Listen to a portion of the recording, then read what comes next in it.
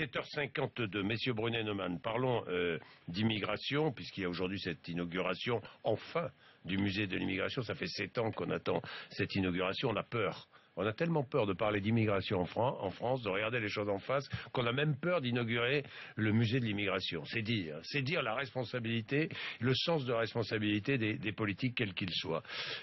C'est une chance ou pas pour la France, cette immigration? J'ai l'impression que ça l'a été pendant des siècles et des siècles. J'ai l'impression que ça l'est un peu moins aujourd'hui, parce que j'ai le sentiment que c'est devenu quelque chose de compliqué, pas pour des raisons philosophiques. Bien évidemment, la France est un pays de migrants. Nous sommes tous, à un moment donné, dans notre existence, des enfants de migrants. Non, c'est pas ça le problème. C'est que, au bout d'un moment, quand il y a une perception aussi négative des flux migratoires par les Français qui sont là installés, c'est qu'il y a quelque chose qui cloche. Peut-être. Qu'est-ce qui cloche? Peut-être l'importance des flux migratoires. Hein.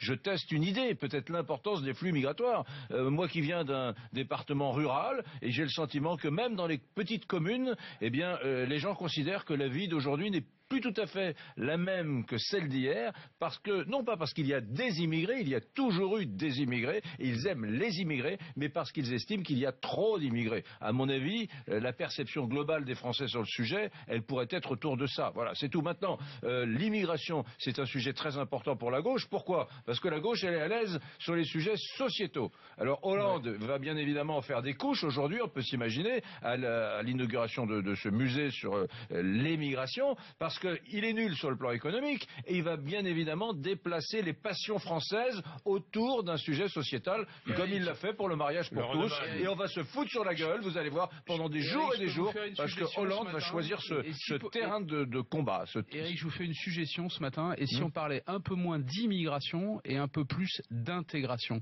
Vous vous souvenez, il y a 7 ans de cela, quand Nicolas Sarkozy est arrivé à la présidence de la République, il a créé un ministère, plutôt que d'aller inaugurer ce fameux musée, il a créé un ministère qui s'appelait le ministère de l'immigration, de l'intégration et de l'identité nationale. Pendant 5 ans, on a parlé d'immigration, on a parlé d'identité nationale, intégration, zéro. Faut dire la vérité, depuis que la gauche est au pouvoir, on parle très peu d'intégration aussi. Pourquoi cette question du droit de vote des étrangers aux élections locales revient sur la table? Pour des raisons politiques, vous avez raison, c'est pas moi qui vous dirai le contraire, mais aussi parce qu'il est temps qu'on s'occupe un peu d'intégration. Si on faisait un peu de pédagogie sur l'immigration, peut-être que vous ne diriez pas ce que vous venez de dire à l'instant, que les flux migratoires sont trop nombreux, parce que c'est pas vrai. On intègre moins en France, on accueille en France moins d'immigrés qu'en Allemagne, qu'en Angleterre, etc. Moi, je suis. Je vais vous dire pourquoi je suis accordé aux immigrés hors Union européenne en situation régulière aux élections locales. Hein, je précise. Je veux dire pourquoi je suis contre. Parce que le dernier truc qui différencie un Guatémaltèque, un Vénézuélien d'un Français, hein, quand ils vivent en France, c'est principalement c'est le droit de vote. Maintenant, le Vénézuélien qui vit en France, il a droit à la sécurité sociale, il a droit à pratiquement toutes les prestations. Le dernier truc, c'est le droit de vote. Et la deuxième chose pour laquelle je suis contre, c'est que ce droit de vote aux élections locales, il n'est pas anodin, puisque ce sont les élus locaux qui élisent les sénateurs. Donc il permettrait à des immigrés de participer quand même à l'élection de personnages fondamentaux dans les rouages républicains que sont les sénateurs. Donc oui, moi je suis totalement contre pour des questions institutionnelles. Jean-Jacques, il faut que vous rajoutiez un mot sur ce que vous venez de dire. Ce sont des étrangers en situation régulière ici qui seraient appelés à voter aux élections locales à condition qu'ils soient présents sur le territoire depuis 5 ans. Ce sont donc des gens qui, a priori, s'ils sont là depuis 5 ans, travaillent, payent des impôts, ils ont déjà une vie ici. Alors après, il y a 2 solutions. Et même la gauche... Qu'ils deviennent français s'ils veulent voter. Eh bien voilà, j'allais le dire. Il y a 2 solutions, mais il faut choisir. Il faut accepter l'un ou l'autre. Ou bien on dit, on leur accorde le droit de vote, ou bien on dit, on assouplit les conditions d'acquisition de la nationalité, parce que c'est quand même la meilleure façon d'intégrer des populations étrangères que de leur donner la nationalité française. Et s'ils deviennent français, alors ils ont le droit de vote et ils ont même tous les droits. Le problème, c'est que cette question-là divise la gauche en 2 camps séparés, mais qu'à droite, on ne veut ni l'un ni l'autre. On veut bien parler d'immigration, on ne veut jamais parler d'intégration. C'est de ça dont il faut parler. Je suis pas tout à fait en désaccord avec Neumann là-dessus, mais il faut bien avoir conscience qu'on est en train de rentrer dans un piège diabolique que va nous tendre la gauche. Hein. C'est comme ça depuis 40 ans, depuis SOS Racisme. On sait très bien que évoquer les questions d'immigration, de droits des immigrés, eh bien c'est une façon façon pour la gauche d'agréger autour d'elle tous ces électeurs qui sont un peu partis voir ailleurs, si j'y suis.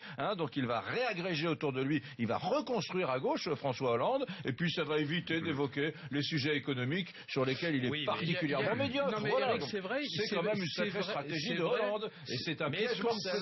Au-delà de la politique, est-ce qu'on ne peut pas parler d'immigration d'une manière positive, sensée, tout en étant ferme d'un côté et en même temps juste de l'autre? Mais bien sûr que oui. On sait le faire. Est-ce qu'on sait le faire? D'ailleurs, si on le faisait, Eric, si on le faisait, il n'y aurait pas en moins de 2 ans une inversion totale de la courbe des sondages auprès des Français, puisqu'il y a 2 ans, 6 Français sur 10 étaient pour le droit de vote des étrangers aux élections locales. Au bout de 2 ans, c'est l'inverse. 6%, 6 Français sur 10 sont contre. Les Français sont pas contre l'immigration, je vous assure, même les électeurs du Front National, j'en suis convaincu, ne sont pas des obsessionnels anti-immigration. Ils considèrent que l'immigration c'est normal et que parfois dans l'histoire d'un pays, il y en a un peu trop, donc il faut un peu la réduire, c'est tout. J'aimerais bien que vous ayez raison, mais malheureusement c'est pas du tout ce qui se passe. Et d'ailleurs, vous allez voir que lorsque la droite va commencer à faire ses propositions pour 2017, on va parler de la fin du droit d'asile, on va parler de la fin du regroupement familial, on va parler de la remise en cause des conditions d'acquisition de la nationalité. Certains veulent même remettre en cause le droit du sol. Donc si vous me dites que c'est pas une question, si c'est une question. On aura l'occasion d'en reparler justement. Merci messieurs. 7h58.